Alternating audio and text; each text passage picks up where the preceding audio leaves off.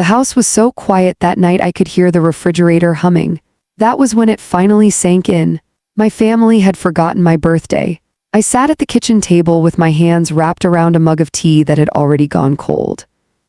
The clock above the stove ticked loudly, each second sounding heavier than the last. 61 years old, and the only thing acknowledging the day was that tired old clock. I had told myself all morning that it didn't matter. People forget things. Life gets busy. Still, I kept glancing at my phone. No message from my daughter, no call from my son, not even the quick, cheerful text my granddaughter usually sent with too many heart emojis. I tried not to feel sorry for myself. At my age, birthdays aren't supposed to matter the way they did when you were younger. At least that's what people say. But the truth is they still do, not because of cake or presents, because of what they represent. A small reminder that the people who share your life remember that you exist in theirs. I took a slow sip of the tea even though it had lost its warmth. The taste was dull and slightly bitter, a little like the evening itself. Outside the kitchen window, the street lamp had just flickered on.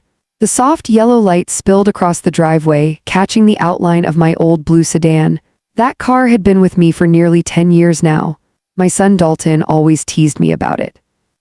"Mom," he'd say, shaking his head, "one day that thing's going to give up on you halfway to the grocery store."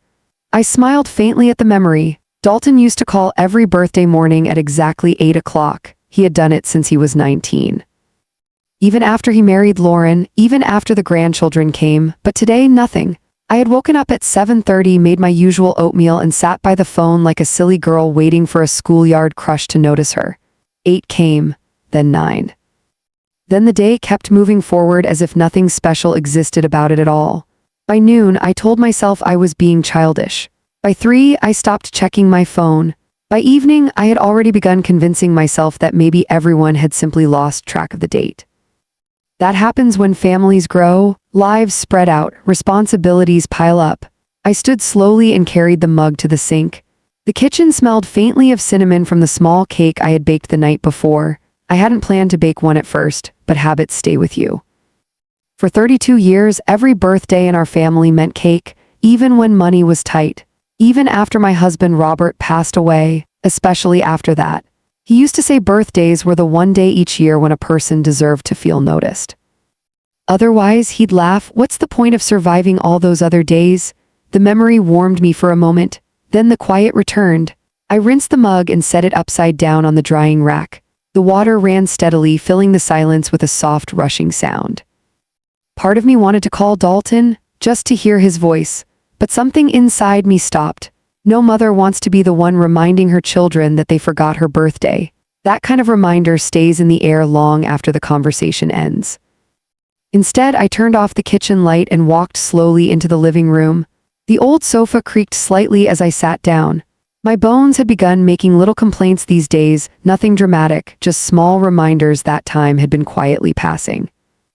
The television remote sat untouched on the coffee table. I didn't turn it on. Sometimes noise makes loneliness louder. Instead, I looked around the room. Every piece of furniture carried a story. The bookshelf Dalton built in high school shop class. The framed photo of my daughter Emily on her college graduation day. The small ceramic bird my granddaughter Lily had painted when she was 6. It sat crookedly on the windowsill now, its little wings uneven. I had never corrected it. Imperfections are often the sweetest parts of memories. I leaned back and closed my eyes just for a moment. When you reach 61, your mind develops a strange habit of wandering backward. Old conversations return, old faces, even old smells. I could almost hear Robert laughing in the backyard again, almost. Then a sound, soft at first. A car door. My eyes opened immediately. I glanced toward the window. The street lamp outside had caught the shape of a vehicle pulling into my driveway. For a moment, I simply stared. My heart gave a small, confused flutter. Who would be arriving at this hour? It was nearly 9. I stood slowly and stepped closer to the window, careful not to make the floor creak too loudly. The car engine shut off. The driver's door opened. And when I saw who stepped out, my breath caught in my throat. It was Dalton, but he wasn't alone. 2 more car doors opened behind him, then another. And as I watched from the dim living room, something about the scene felt strange. Too quiet, too careful. Dalton walked toward the house carrying something large in both hands. At first I thought it might be a box. But when the porch light flicked on, I realized it wasn't a box at all. It was a cake, a big one. Behind him, Emily stepped out of the second car holding several bags. Lauren followed close behind her. And then, like small shadows darting through the yellow light, my grandchildren rushed up the walkway. I felt a strange mixture of relief and confusion wash over me. Had they really planned something after all? But then I noticed something else. Something that made my stomach tighten. None of them were smiling. No laughter, no cheerful birthday singing. They were whispering to each other as they reached the porch. Dalton's voice was low, serious. Emily nodded slowly. Lauren looked nervous. And then Dalton reached for the front door handle, but before he turned it, he looked over his shoulder and said something I couldn't hear. Something that made everyone else go very still.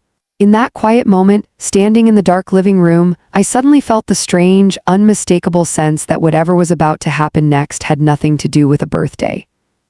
And everything to do with a secret, one I had no idea my family was keeping. I stepped away from the window before they could see me, instinct more than thought. Something about the way they stood on the porch, the way their voices dropped into whispers, it made me hesitate. If they had come for a surprise, wouldn't they be laughing? Wouldn't the children already be ringing the bell? Instead, I heard the quiet rustle of bags. The low murmur of Dalton's voice, Emily answering in a tone I couldn't quite read. Then the doorbell rang, one clear chime that echoed softly through the house. I smoothed my sweater without realizing I was doing it. Old habits again. When your children arrive, you somehow feel the need to appear put together, even if they've seen you at your worst 1,000 times before. I opened the door. For a moment, nobody spoke. The porch light washed over their faces. Dalton stood closest to me, holding that large cake box carefully with both hands. His hair had more gray in it than I remembered noticing last month. Emily stood beside him, clutching 2 paper gift bags. Lauren lingered half a step behind, her arms folded loosely as if she wasn't sure where to place them. The grandchildren were the only ones smiling. Little Oliver bounced slightly on his feet. "Grandma," he blurted before anyone else could speak. Then Dalton cleared his throat. "Hi, Mom." There was warmth in his voice, but something else too, a heaviness. I forced a small smile. "Well," I said gently, "this is a surprise." Oliver leaned around his father's arm. "Happy birthday, Grandma." His sister Lily quickly joined in. "Happy birthday." And just like that, the tension loosened a little. Dalton finally smiled, though it seemed to come with effort. "We didn't forget," he said, lifting the cake box slightly. "Just running a little late." I stepped aside and let them come in. The house filled with the familiar sounds of family life, shoes shuffling off, children talking over one another, bags rustling as they were set on the dining table.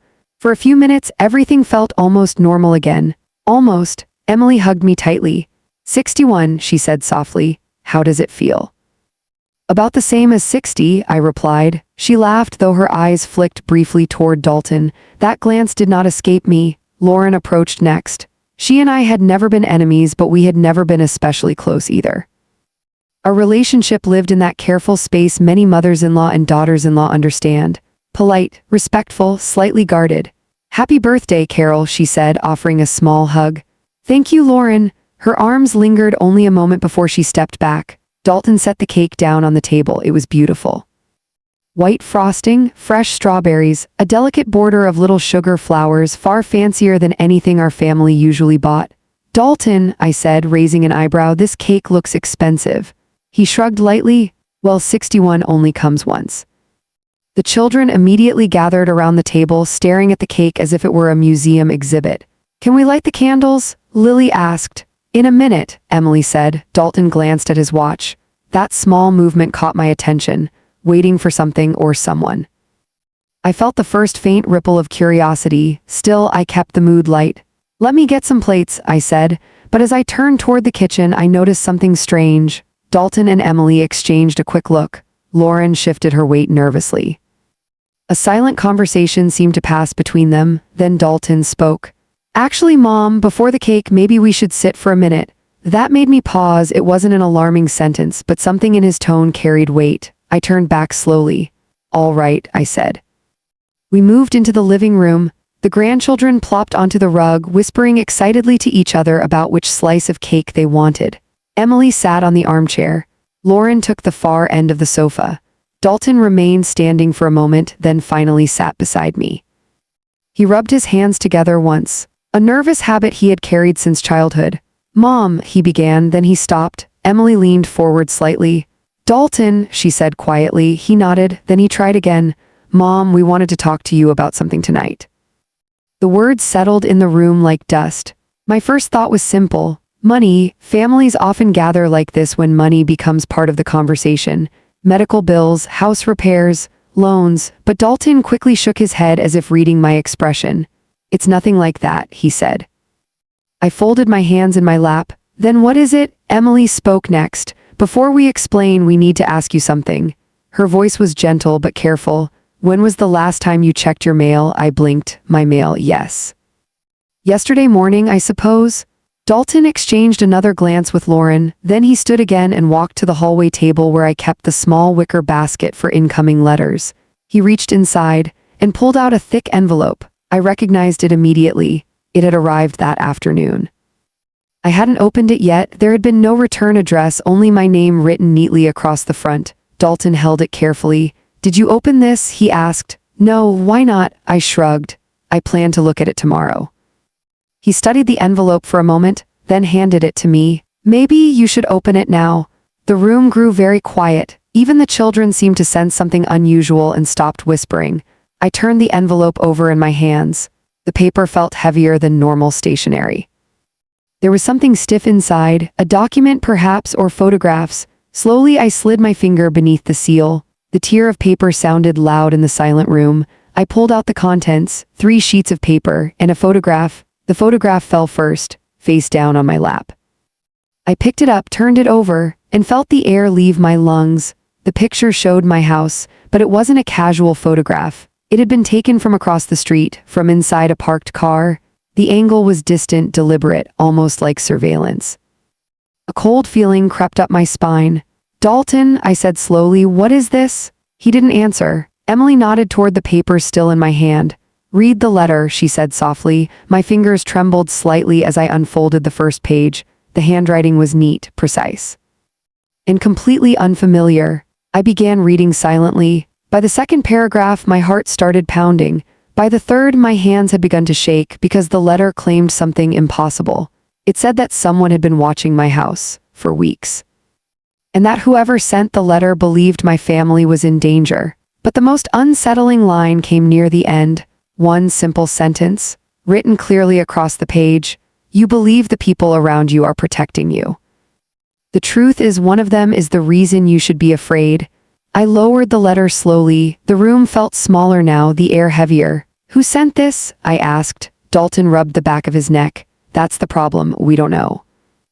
I looked around the room, at my son, my daughter-in-law, then at the grandchildren sitting quietly on the rug.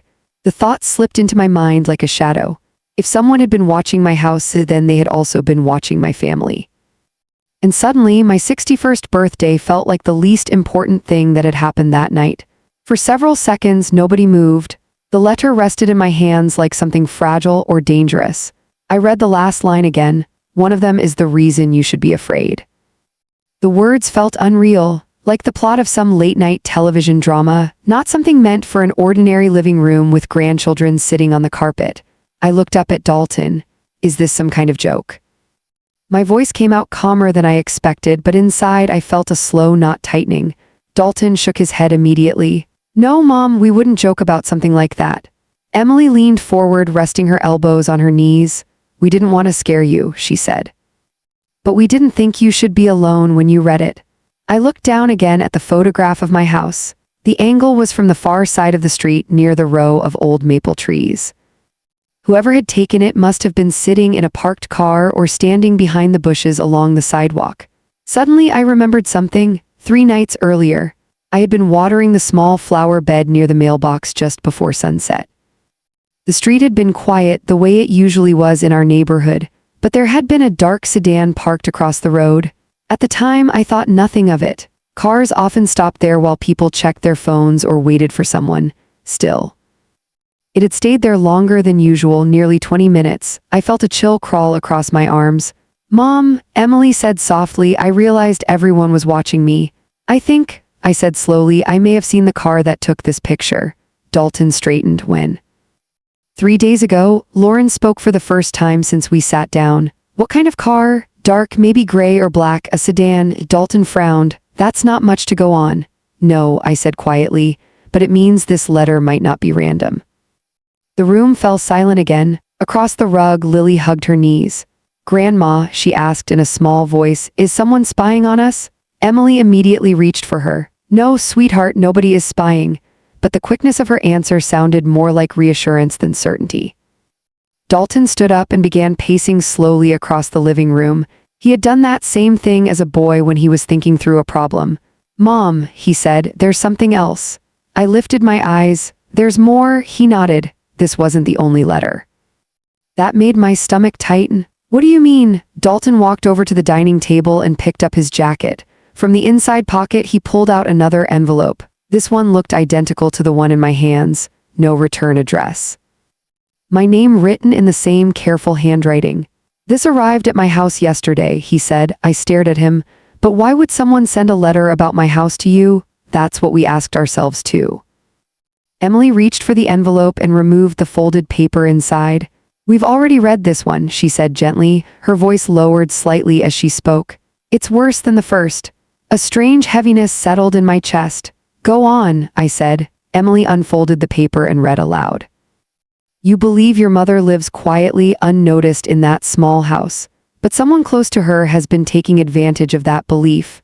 There are things happening inside that home she does not know about. If you want to protect her, start asking the right questions. She lowered the paper, the words lingered in the room like smoke. Dalton stopped pacing. Who would send something like that? He muttered. Lauren spoke carefully. Maybe it's someone trying to scare us. That's possible, Emily said. But then why send photographs? Dalton turned to me.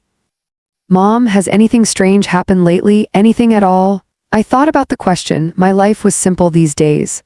Mornings usually began with coffee and the newspaper by the kitchen window. After that, I might walk to the small grocery store 3 blocks away or spend an hour tending the roses Robert planted before he died. Evenings were quiet. Sometimes Emily called. Sometimes Dalton stopped by with the kids. Nothing dramatic, nothing secret. But as I searched my memory, one small detail surfaced. It had seemed insignificant at the time. Last week, I said slowly, my back gate was open. Dalton frowned. You never leave it open. I know. When did you notice? Tuesday morning. Emily exchanged a glance with Lauren. Did anything look disturbed? She asked. No, everything seemed normal. Dalton rubbed his chin. Did you check the shed? Yes, nothing missing. Maybe it was just the wind, Lauren suggested. That gate doesn't swing open easily, I replied. The children had gone quiet now, listening carefully. Oliver leaned toward Lily and whispered something. Emily noticed and gave them both a reassuring smile. Why don't you two go check on the cake? She suggested. Make sure it hasn't disappeared. The children jumped up eagerly and ran into the kitchen. Their footsteps faded down the hallway. As soon as they were out of earshot, Dalton's voice dropped. There's another reason we came tonight. I felt my chest tighten again. Another one, he nodded.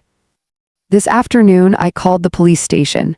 That surprised me, and they said they've had a few reports recently, anonymous letters, photographs of houses.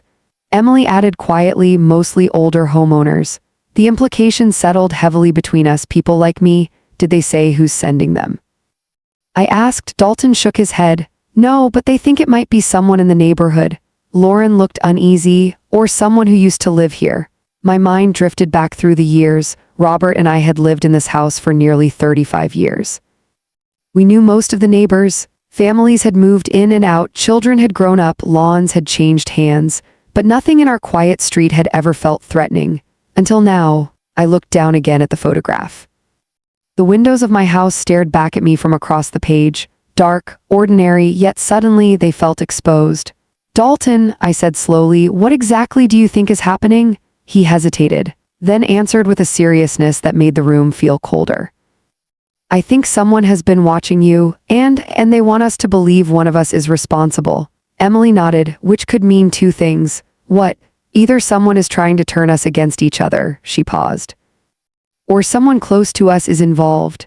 No one spoke for several seconds. The thought hung in the air like a storm cloud. I looked from face to face. My son, my daughter-in-law, the idea that one of them could somehow be connected to this felt absurd. Yet the letter's final line echoed again in my mind. One of them is the reason you should be afraid. I folded the papers slowly and placed them on the coffee table. Then we find out who sent them, I said. Dalton nodded firmly. That's exactly what we're going to do. But as he spoke, I noticed something, a tiny detail. Lauren's hands, they were clasped tightly in her lap, her knuckles had gone pale, and she hadn't said a single word since Emily read the second letter. At the time, I told myself it was simply nerves. Anyone would feel uneasy hearing something like this. Still, a quiet thought stirred at the back of my mind. Sometimes the first clues are not loud, sometimes they arrive in silence. And that night, Lauren's silence was louder than anything else in the room. We tried to act normal after that. At least for the children. Dalton lit the candles on the cake, and the living room filled with the soft glow of 61 tiny flames. Lily insisted we sing loudly. Oliver clapped off rhythm as he always did. I smiled for them, blew out the candles, cut the cake. From the outside, it probably looked like an ordinary family birthday gathering, but underneath the laughter, something uneasy had settled between the adults in the room.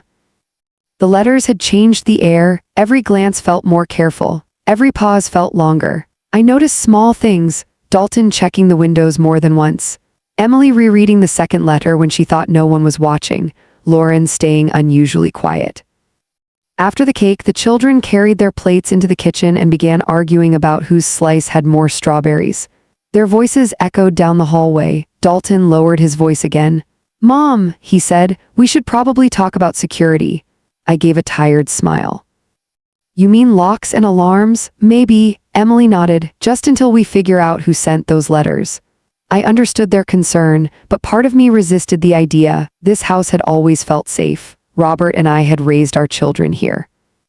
We had left doors unlocked during summer evenings while the kids played in the yard. We knew our neighbors by name. The thought of suddenly turning the place into something guarded felt sad. Still, I nodded. "All right." Lauren finally spoke again. "There's something else we should check." Her voice sounded hesitant. Dalton looked at her. "What? The shed?" I frowned slightly. "The shed? You mentioned the gate being open last week," she said. "If someone had come into the yard, maybe they looked inside." Dalton stood immediately. "Good idea." Emily rose from the armchair. "I'll come too." I started to stand, but Dalton raised a hand gently. "You stay here, Mom, we'll just take a quick look." But something inside me didn't want to sit and wait. It was my house, my yard. If someone had been walking around it at night, I wanted to see for myself. "I'm coming," I said. Dalton hesitated, then nodded. We slipped our coats on and stepped out into the cool evening air. The night had grown quiet. A faint breeze rustled the maple trees along the street. Somewhere down the block, a dog barked once and then fell silent again. Dalton clicked on the small flashlight from his phone. We walked around the side of the house toward the backyard. The grass crunched softly under our shoes. Emily glanced over her shoulder more than once. "You're sure you locked the gate that night?" she asked. "I always lock it." The wooden gate stood closed now, the metal latch hooked neatly in place. Dalton lifted it and pushed the gate open. It creaked slightly. We stepped into the yard. The beam of the flashlight moved slowly across the ground, then toward the small garden shed at the back of the property. Robert had built that shed himself 20 years earlier. I remembered the weekend he finished it. He had stood proudly with a hammer in one hand and a lemonade in the other. "Solid enough to survive a hurricane," he joked. The shed still looked exactly the same. Same faded red paint, same small square window, but as we walked closer, something caught my eye. The door. It was slightly open, just an inch or two. Dalton noticed it at the same moment.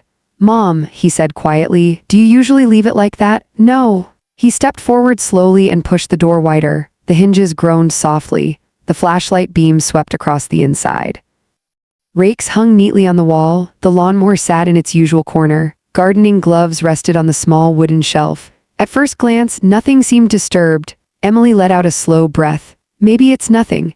But Dalton stepped farther inside. He turned the flashlight toward the back wall. Then he froze. "Mom," his voice sounded different now. "What is it?" I asked. He pointed the light downward. On the floor just beneath the workbench sat a small black object, rectangular, unfamiliar. Lauren stepped forward beside him. "What's that?" Dalton crouched slowly and picked it up. The light revealed a small electronic device, about the size of a deck of cards. A thin wire extended from one side. Emily's voice dropped to a whisper. Is that a camera? Dalton turned it over in his hands. There's a lens, he said quietly. My stomach tightened. A camera in my shed? Dalton nodded slowly, and it's pointed toward the window. The realization hit me immediately. The shed window faced directly toward the back of my house, toward the kitchen, toward the living room. Someone had placed a camera here. Watching my house from my own backyard, a cold wave moved through my chest. How long has that been there? Emily asked. Dalton shook his head. No idea. Lauren stepped back slightly, wrapping her arms around herself. That's disturbing. The word felt too small. Disturbing didn't begin to describe it. Dalton examined the device more closely. It's wireless, he murmured. Probably transmitting to something nearby. Meaning someone could be watching right now? Emily asked. Possibly. The yard suddenly felt less private, less safe. I looked around at the dark fence line. At the neighboring houses beyond it, anyone could have been observing us. At that moment, another thought crept into my mind. The letters, the photograph, and now a camera hidden on my property. This wasn't random. Someone had planned this carefully. Dalton slipped the device into his jacket pocket. I'm taking this to the police tomorrow. Emily nodded. Good. Lauren glanced toward the house. We should probably go back inside. We walked slowly toward the gate again, but halfway across the yard, Dalton stopped. What? Emily asked. He pointed the flashlight toward the ground near the fence. In the dirt just beneath the shadow of the tree were footprints.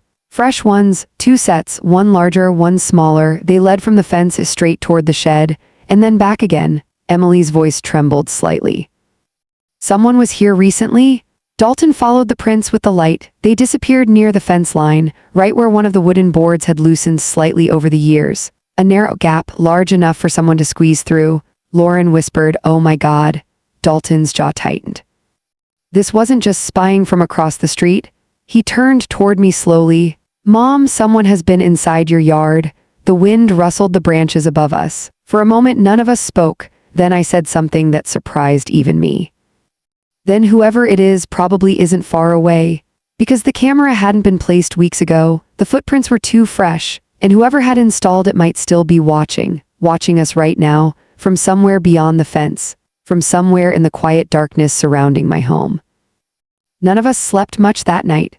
Dalton insisted on checking every window and door before the children were put to bed in the guest room.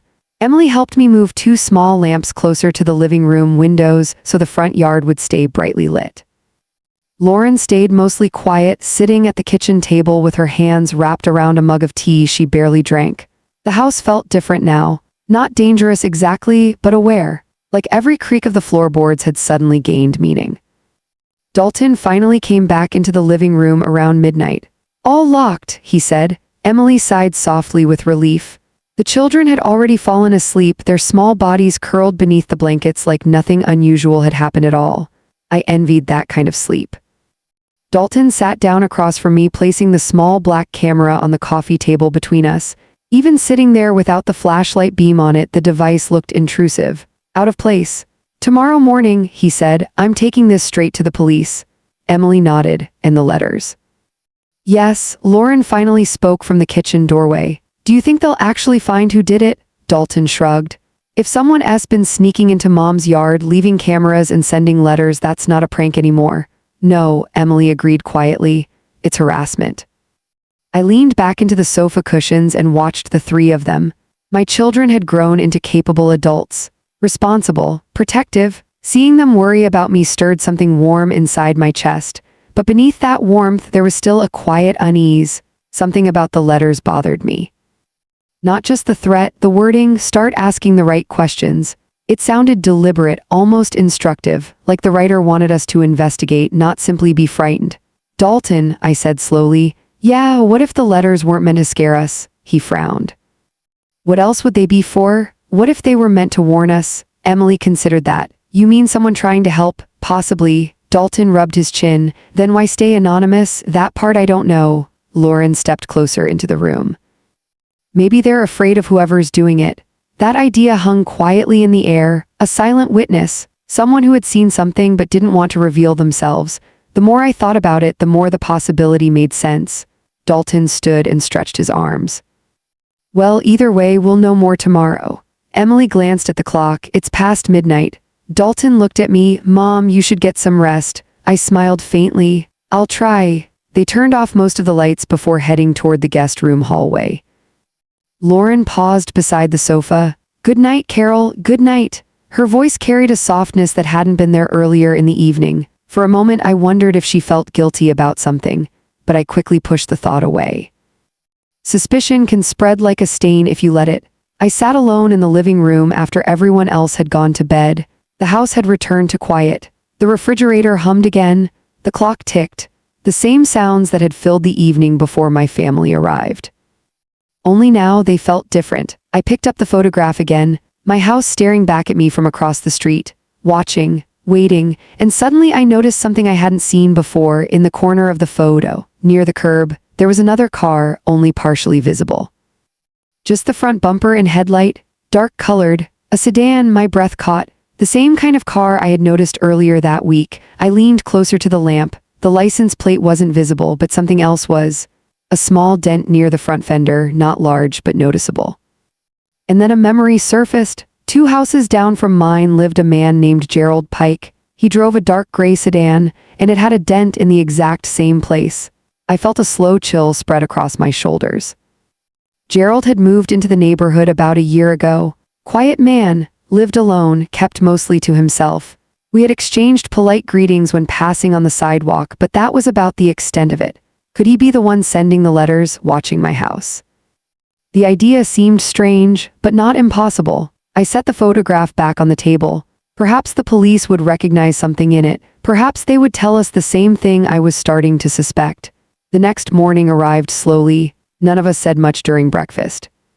The children sensed the tension and kept their voices unusually low. Dalton gathered the letters and the camera into a small paper bag. I'll call you as soon as I hear anything, he told me. Emily hugged me before leaving. Lock the doors today. I will. Lauren gave me a quick smile as she followed Dalton out. Within minutes, the house was quiet again, but it didn't stay quiet for long. Around 11 that morning, my phone rang. Dalton, I answered immediately. Did the police say anything? There was a pause on the line. Mom, they did. My grip tightened on the phone. And they confirmed the camera. What do you mean? It's definitely a surveillance device, high quality. A cold knot formed in my stomach. Did they find fingerprints? No, anything. Another pause. Then Dalton said something that made my heart skip. The officer asked if we knew someone named Gerald Pike. I felt the air leave my lungs. Why? Because, Dalton said slowly, apparently he filed a complaint 2 weeks ago. A complaint about what? About someone entering his backyard at night. The information spun in my mind. So he thinks someone else watching him too? Maybe. Dalton's voice lowered. But here's the strange part. What? The officer said Mr. Pike mentioned seeing someone near your fence late one evening. My pulse quickened. What did he say they looked like? Dalton hesitated. Mom, he said it looked like a woman. Silence filled the line. A woman, I repeated, yes. Did he describe her? Not clearly, just that she was about medium height. A strange unease crept through me. That description could match half the people in our neighborhood, or someone in my own family. Dalton continued. The police want to come by this afternoon, ask a few questions. Of course. I hung up the phone slowly. The quiet house suddenly felt heavier again. A woman, someone near my fence. Late at night, I looked around the empty living room, and for the first time since the letters arrived, I allowed myself to consider something I had been avoiding. What if the letters were right? What if the danger wasn't a stranger watching from the street? What if it was someone who already had a reason to come inside my yard? Someone who knew exactly where to place a camera because they already knew the house. And the thought that followed chilled me far more than the hidden device in the shed. Because if that were true, then whoever had been walking through my backyard at night might not be a stranger at all. The police arrived just after 3 in the afternoon. 2 officers stepped out of the patrol car and walked slowly up my driveway. Their movements were calm, professional, but something about the situation made my chest feel tight again. I opened the door before they rang the bell. Mrs. Whitaker? The taller officer asked. Yes. I'm Officer Corbin Harris. This is Officer Ruiz. They both gave small, respectful nods. We spoke with your son earlier today, Officer Harris said. He mentioned the letters and the device found in your shed. I stepped aside. Please come in. The living room felt smaller with 2 uniformed officers standing inside it. They removed their hats and sat across from me while Officer Ruiz opened a small notebook. "We'll keep this simple," Harris said kindly. "We just want to understand the timeline." I explained everything. The envelope arriving the day before, the photograph, the letters Dalton had received, the open shed door, the hidden camera. Both officers listened carefully without interrupting. When I finished, Officer Ruiz looked up from her notes. "Have you had any disputes with neighbors recently?" "No." "Anyone who might want to intimidate you?" "No." Officer Harris leaned forward slightly. "Do you know a man named Gerald Pike?" I nodded. "He lives 2 houses down." "We spoke with him earlier this morning," Harris said, "and he's frightened." That surprised me. "Why?" "Because someone has been entering his backyard at night." I folded my hands together. "My son told me." Harris nodded. "But Mr. Pike also told us something else." "What?" "He said the person he saw near your fence looked familiar." A slow tension spread through my chest. "Familiar how?" Harris glanced briefly at Ruiz, then he said something carefully. "He believes it might have been someone who visits your home regularly." For a moment, the room felt completely silent. "Someone who visits me, yes." "Did he say who?" "He wasn't certain," Harris replied, "but he described the person as a woman in her 30s. Emily, Lauren, even some of my younger neighbors. The description still fit too many people." Officer Ruiz spoke again. "We also examined the surveillance device your son brought in, and it wasn't connected to a public network." I frowned. "What does that mean?" "It means whoever installed it was likely retrieving the footage directly." "How?" "With a receiver device, something nearby." "Nearby?" Ruiz nodded. "Within about 50 yards. I felt a cold ripple move through me. 50 yards. That meant the person watching my house could have been sitting on the street, or in the neighbor's yard, or even inside the house next door. Officer Harris closed his notebook. "We're going to continue checking the neighborhood cameras," he said. "Doorbells, security systems, anything that might have captured movement along the fence line." I nodded slowly. "Thank you." They stood to leave, but before reaching the door, Harris turned back. "One more question." "Yes." "Has anyone in your family been under unusual stress recently?"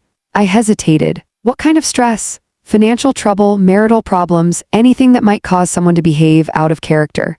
My mind drifted briefly toward Lauren, her quietness the night before, the pale knuckles, the nervous glances.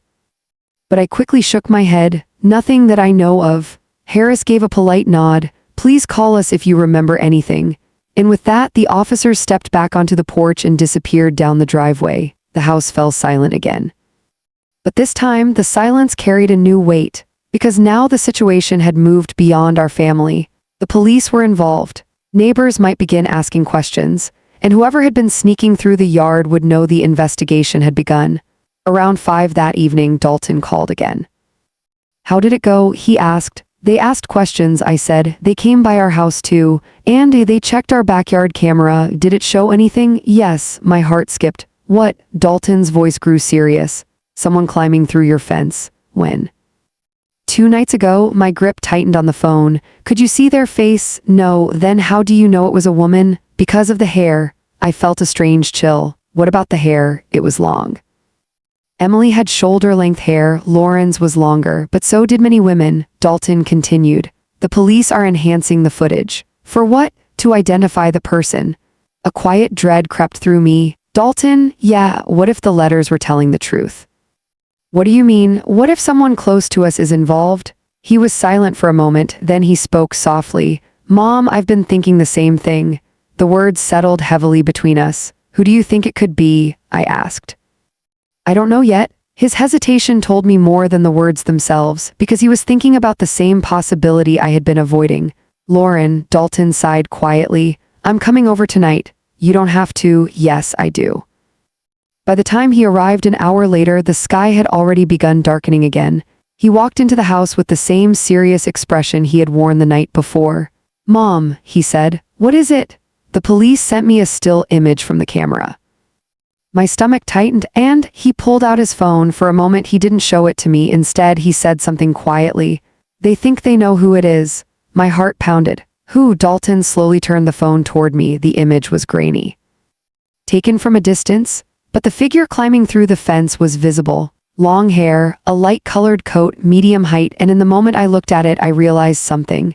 The coat, I had seen it before just 2 nights earlier, inside my living room. Because it belonged to Lauren, my breath caught in my throat. Dalton, he nodded slowly. I know, neither of us spoke for several seconds. Finally, I asked the question neither of us wanted to say aloud. Why would Lauren be sneaking into my yard at night? Dalton's voice dropped to a whisper. That's exactly what we're going to find out. And for the first time since my 61st birthday began, I realized the secret surrounding my family was far deeper than anonymous letters or hidden cameras. Because the person the police believed had been walking through my backyard was already part of our family. For a long moment, neither Dalton nor I spoke. The image on his phone stayed between us, glowing softly in the dim living room. Lauren's coat. The one she had worn the night before. I remembered it clearly now, cream-colored, with large buttons and a narrow belt at the waist. She had draped it over the back of the dining chair when she came in with the cake. Seeing it in that grainy security frame made my stomach twist. Dalton, I said carefully. He ran a hand through his hair. I know what you're thinking. What am I thinking? That Lauren's behind this. The words sounded strange when spoken aloud. Dalton sat down slowly on the sofa, but something about it doesn't make sense. I studied the image again. You're right, I said quietly. Why would she sneak into the yard instead of simply walking through the gate? Dalton nodded. And why would she install a camera pointing at the house? To spy on me? That's the part I can't believe, he said firmly. Lauren might be distant sometimes, but she's not cruel. His certainty softened something in my chest. Because despite my suspicions, I didn't want to believe that either. Dalton leaned forward, resting his elbows on his knees. I called her. You did? She's on her way here. My heart gave a small, uneasy beat. Tonight, yes. When? Soon. The clock ticked loudly again in the quiet room. For the second night in a row, I found myself waiting for answers I hadn't expected to be searching for on my birthday. About 20 minutes later, headlights appeared in the driveway. Lauren stepped out of the car alone. Her face looked tense as she walked toward the house. Dalton opened the door before she could knock. She stepped inside slowly, glancing from him to me. What's going on? She asked. Dalton held up his phone. Lauren, we need you to look at something. She frowned slightly. What? He turned the screen toward her. She leaned closer. The moment she saw the image, her expression changed completely. Shock, real, unmistakable shock. Oh my God, she whispered. Dalton studied her carefully. You recognize the coat? Yes. You wore it 2 nights ago. Yes, but... Lauren, he said gently, the police think the woman climbing through Mom's fence might be you. Her eyes widened. What? I watched her closely. There was no anger in her face, no guilt either, just confusion. That's impossible, she said quickly. I wasn't here 2 nights ago. Dalton's voice remained calm. Then where were you? At my sister's house. Can she confirm that? Yes. Her answer came immediately, too quickly to feel rehearsed. Lauren turned toward me, her voice softer now.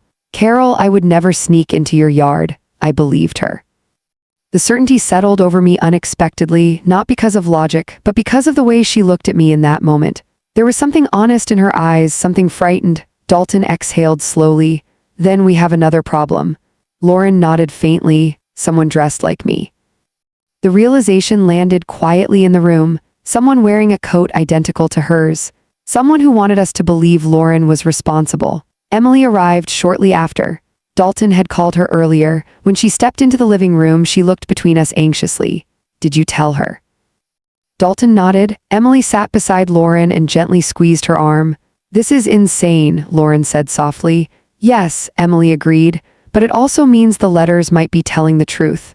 Dalton frowned. What do you mean? Emily looked at all of us carefully. Someone is trying to turn us against each other. The sentence hung heavily in the air. And suddenly everything about the situation began to shift in my mind. The letters, the camera, the photograph, every clue had pointed toward someone close to me. But what if that had been intentional? What if the real purpose was never spying but division? Dalton stood slowly. There's one person who might know more about this. Who? Lauren asked. Gerald Pike, the neighbor, the man who had reported seeing someone near the fence. The same man whose dented car appeared in the photograph. An uneasy thought crossed my mind. What if he didn't just see the person? I said quietly. What if he helped create the story? Emily looked at me sharply. You think he's lying? I think he might know more than he admitted. Dalton didn't hesitate. Then let's ask him. The 4 of us walked down the street together. The evening air had grown cool again, carrying the faint scent of damp leaves. Gerald Pike's house stood dark except for a single light in the living room. Dalton knocked firmly. A moment later, the door opened. Gerald stood there in a gray sweater, his expression immediately wary. "Oh," he said. "Evening." Dalton stepped forward slightly. "We need to talk." Gerald's eyes flicked from one of us to another. "About what?" Dalton held up the phone image.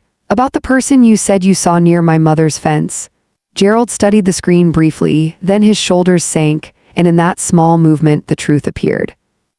"I knew you'd figure it out eventually," he murmured. My stomach tightened. "Figure what out?" Gerald sighed heavily and stepped aside. "Come in."